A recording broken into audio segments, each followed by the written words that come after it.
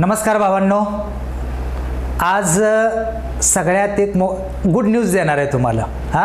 जे आपले तुम्हाला साहेबांचा फोटो तर दिसत असेल दादा, साहेब कोण आहेत, त्यांचं काय कुटाणा झालाय आणि भारत एक नंबरला आलाय ह्याची पण सगळ्यांनी नोंद घ्यायची आहे बाबा।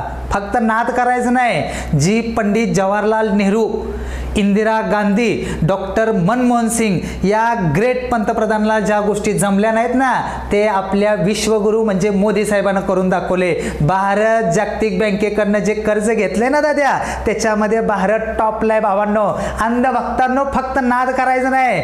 मोदी साहेब आहेत ना, सगळ्या गोष्टी मुश्किल साध्य आहेत दादा, कळतंय तुम्हाला? सगळ्या डिटेलमध्ये सांगतो, फक्त ऐका। शेवटी प्रश्न देशाचा येतोय। इथं कुठल्या पार्टीचा किंवा कुठल्या माणसाचा काही संबंध नाही दाद्या, का तर पहिल्यांदा आपल्याला देश महत्वाचा आहे हे समजून घ्या। अगोदर बघा, इथं थंबनेलला तुम्हाला दिसत असेल सगळ्या गोष्टी। जागतिक बँकेकडून घेतलेल्या कर्जामध्ये भारत एक नंबर आहे दाद्या। कोण म्हणते दाद्या? विश्वगुरु। नाद नाही करायचा। मोदी साहेबांना जे म्हणलेत ना दाद्या, सगळ्या गोष्टी साहेबांनी पूर्ण केल्या द्या। भारत एक दिवशी टॉपला असणार आणि भारत आता कर्जात टॉपला झालाय दाद्या। तुम्हाला डिटेलच दाखवतो दाद्या। भारताचा पहिला नंबर आलाय दाद्या। दाद्या नाद करते काय म्हणाव? भारत सगळ्या, तुम्हाला खरं सांगू, भारत टॉप लिस्टमध्ये कुठे आहे माहिती आहे का? बेरोजगारीमध्ये भारत टॉप 5 मध्ये दाद्या। कर्जबाजारीमध्ये एक नंबरला आहे दाद्या। नादच नाही करायचं हो। नेमका पैसा जातो कुठं, काय होतं ते कळायचंच बंद आहे हो दाद्या।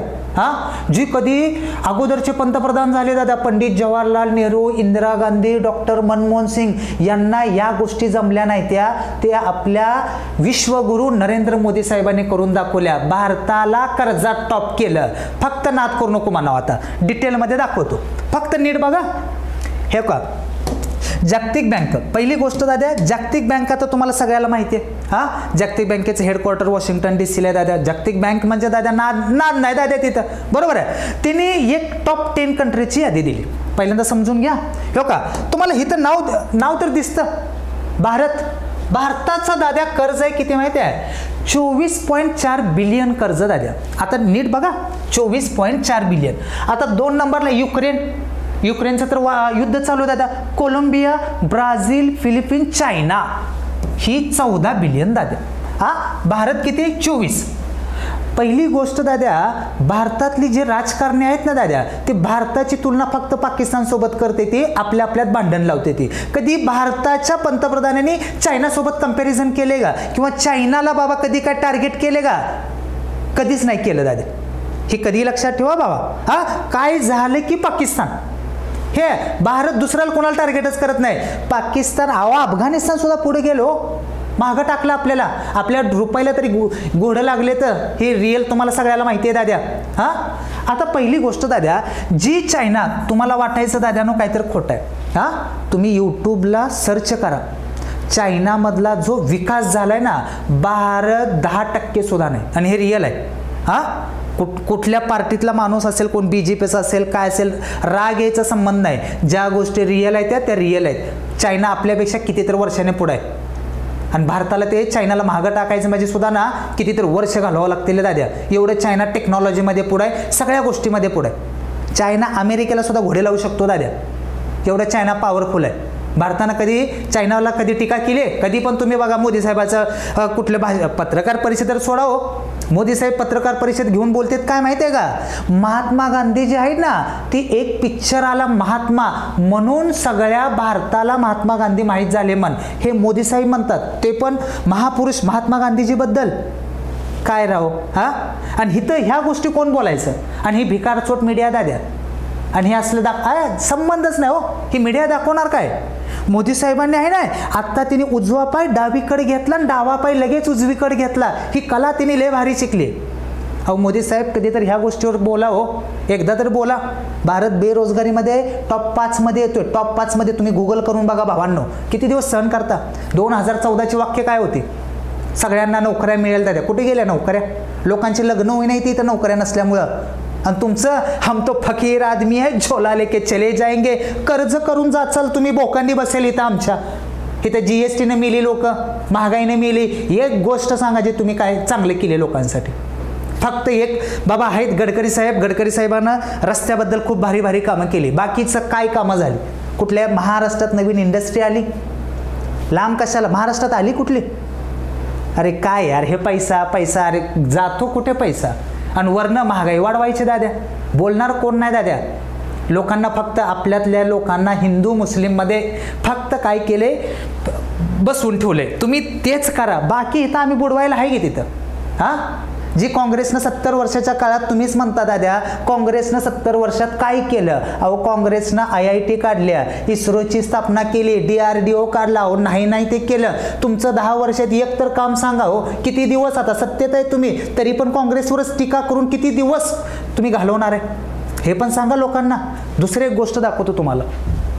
बघा, तुम्हाला वाटायचं भावांनो गुगल करू शकता, लपाछपी नाही, जे आहे ते गुगल सर्च करायचं. सगळं जग खोटं बोलील दाद्या. भाई और बहनों, ये जो चेतक्का घोडा है ना उसकी माँ गुजराती थी मन. हे मोदी साहेबाचं भाषण. हेरपट्ट्या पंतप्रधान आहे भारताचा. अरे काय लावलंय लगानो? हा बघा, जरा डोळे उघडा भावांनो. हो का, भारताच्या बेरोजगाराच्या दराच्या क्रमवारीत नेमका आकडा सांगणे कठीण आहे, कारण तो विविध स्रोतवर आणि मोजमापावर अवलंबून असतो. तथापि काही अहवालानुसार भारत जगातील टॉप 5 देशामध्ये आहे. कळालं? हां, कुठं गेलं विश्वगुरु? हां भावांनो, हे विश्वगुरु किती दिवस कट्टर हिंदू म्हणून जगता? हां, नोकऱ्याचं काय नाही, टॉप 5 मध्ये. इथं आई बाप लगा, हे अलीकडली पोरं दाद्या, ज्या पोराचा बाप काँग्रेसच्या काळात नोकरीला लागलाय गव्हर्नमेंट, त्यांचं पोरगं म्हणते काँग्रेसनं काय केलं. अरे लगा, देवाला तर घाबरगे लागा. बाप लगा काँग्रेसच्या टायमाला लागलाय, अजून पण पेन्शनीवर जगतोय लागा. तुला एवढं शिकून तुला घंटा 5,000 रुपयाची नोकरी नाही, आणि तू म्हणतोय काँग्रेसनं काय केलं? हे रे अंध बघतानो. हां, अहो माणसांनी एखाद्यावर प्रेम करावं, पण आंधळं प्रेम करू नये दाद्या. आंधळं प्रेम केले की घोडा लागतो हे सगळ्याला माहिती आहे. हां, जरा बघा. ठीक आहे, इथं बघा, तर काही अहवालानुसार भारताच्या बेरोजगारीचा दर इतर देशाच्या तुलनेत कमी आहे असंही सांगितले जाते. ठीक आहे, टॉप 5 देशामध्ये काही अहवालानुसार बेरोजगारीच्या दरात भारताचा क्रमांक जगातल्या पहिल्या 5 देशामध्ये येतो. पहिल्या 5 बेरोजगारी, टॉप 5. नाद करायचं नाही दाद्या, कर्जबाजारी टॉपला. दाद्या आपण सगळी ब्रँडेड कामच करतात मोदी साहेब. हो, हलकी कामच नाही ते कुठं. हां, काय लगानो, अजून दाखवतो. आता बघा, आता GST भावांनो, अख्ख्या सेंट्रल गव्हर्नमेंटला दाद्या सगळ्यात जास्त GST आहे ना आपलं महाराष्ट्र देतं. महाराष्ट्रात काय झालं 10 वर्षात? हां, काय लाडक्या बहिणीला 1,500 रुपये देऊन खुश केले तुम्ही, निवडणुका जिंकल्या, बोगस मतदानावर ह्या गोष्टी केल्या, विकास काय केला का? आणि लाडक्या भावांचं काय?